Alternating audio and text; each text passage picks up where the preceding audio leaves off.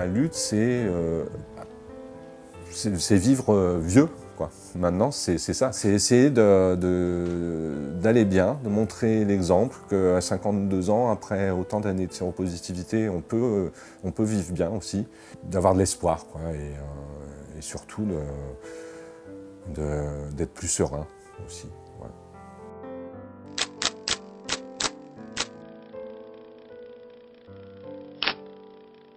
J'ai appris ma séropositivité en 87 et c'était suite à une séance avec un ORL qui avait remarqué quelque chose dans la gorge, voilà, et puis des boutons aussi. Enfin. Et du coup, je suis allé faire le test et j'ai été suivi après par le médecin d'ailleurs qui m'a appris ma séropositivité. Voilà, ça n'a pas été plus que ça. Ça m'a paru presque normal à l'époque, puisqu'il y avait quand même beaucoup de cas. Je l'ai pris à peu près normalement, enfin un peu fataliste, quoi.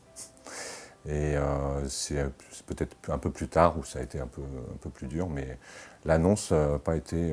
voilà, j'en ai parlé tout de suite dans ma famille, mes amis. J'ai appelé une amie infirmière, je crois que c'est la première que j'ai appelée. Franchement, dans mon entourage, j'ai jamais eu de soucis là-dessus, j'ai jamais été rejeté. Après, en 94, j'ai témoigné au premier SIDAction. Dans mon travail, personne n'était au courant. Et franchement, je travaillais dans l'hôtellerie de luxe en 94, quand le premier SIDAction s'est fait. Et j'ai témoigné de façon vraiment comme ça, impromptue. C'était pas du tout préparé. Et quand je suis retourné au travail, j'ai eu que des témoignages sympathiques, quoi. Donc je ne peux pas dire, pour ma part, que j'ai été discriminé ou rejeté. Là, franchement, j'ai eu de la chance, contrairement à beaucoup d'autres gens. Donc, je pense que je suis simplement bien entouré, quoi, voilà. En quelques secondes, je voulais simplement justement annoncer à tous les gens qui me connaissent, à qui je ne peux pas parler librement. Dans mon entreprise, dans mon entourage, tout le monde le sait, ma famille me soutient. Et je voulais simplement dire que, voilà, à tous ceux qui ne le savaient pas, je suis séropositif. Le premier traitement qu'on m'a proposé, c'était une bithérapie d'antirétroviraux. Et là, ça a été en fait la mauvaise nouvelle pour moi. Quand j'ai su que je devais prendre un traitement, je me suis dit, j'en ai plus pour longtemps. C'est là que j'ai changé de métier, j'ai arrêté l'hôtellerie. Quand j'ai commencé les trithérapies en 96, c'était très très lourd. On était surdosé, on le sait maintenant. On a été surdosé, mais enfin de façon... Voilà, avec le recul maintenant on le sait. Donc des effets secondaires intolérables. Des cachets à prendre matin, midi et soir, parfois 20 pilules dans la journée. Et voilà, en 96, les trithérapies, moi, je ne me voyais pas travailler dans l'hôtellerie. Et j'ai postulé à Aide, puisqu'il y a un lieu de Aide qui ouvrait à cette époque-là, ils cherchaient un chargé d'accueil. Et donc j'ai postulé pour... et pour moi, c'était voilà, ma façon de terminer ma vie à cette époque-là, en 96, et de la terminer avec l'association Aide, où j'étais volontaire déjà depuis 4 ans. Et puis finalement, je suis toujours là.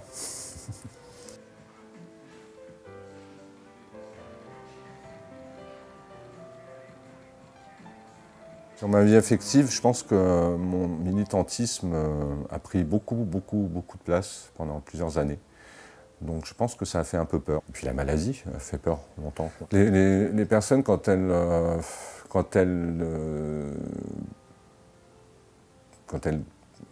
décidaient de ne pas continuer l'aventure avec moi, pour pas me faire du mal, je pense que je suis aussi en plus quelqu'un de très sensible, donc je pense qu'elle ne me le disait pas franchement, mais je le sais au fond de moi que la maladie faisait peur.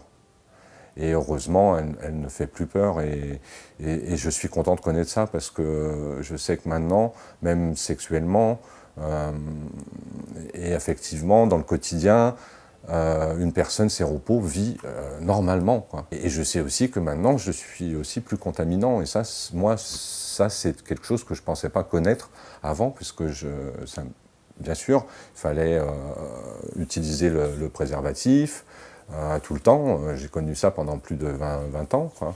Et maintenant, je sais que si j'ai une relation stable, je peux abandonner la capote avec la personne et ne pas transmettre le virus grâce au traitement, puisque j'ai une charge virale indétectable, que je suis en traitement depuis longtemps et que tout va bien et que je ne transmets plus le virus. Voilà.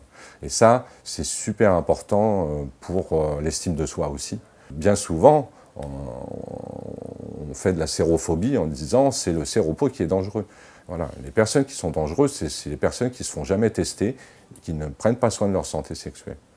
Et là, moi, j'en prends soin, je fais mes contrôles infections sexuellement transmissibles, mes bilans régulièrement, je sais où j'en suis, et voilà. Et maintenant, le reste, ça m'appartient, je sais que je ne suis plus quelqu'un de dangereux. Voilà. Et ça, ça remonte vachement à l'estime, quoi. Ce qu'on va faire là, c'est prendre une petite goutte de sang jusque là, dans la pipette.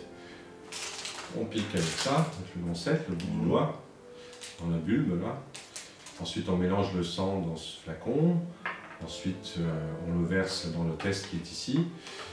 Et ensuite, on verse les 2 autres flacons et le résultat est immédiat.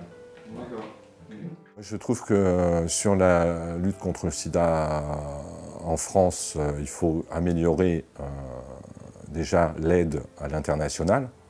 Ça, c'est clair, parce que il faut que, même en Europe, enfin je veux dire partout, il faut des mesures concrètes pour, ça a été dit à la conférence de Melbourne, le test rapide doit être mis en place partout. Si on mettait le test rapide partout à disposition de tout le monde, si toutes les personnes ne connaissant pas leur statut sérologique étaient trouvées, hein, c'est ce qu'on essaie de faire à Aide, c'est de trouver les 30 à 50 000 personnes ignorant leur statut, de les trouver, les traiter, le virus arrêterait de circuler et on en aurait fini. Alors on parle le vaccin préventif, où on en est, etc. Mais c'est avec le test rapide qu'on va arriver à faire des choses et la mise sous traitement des personnes.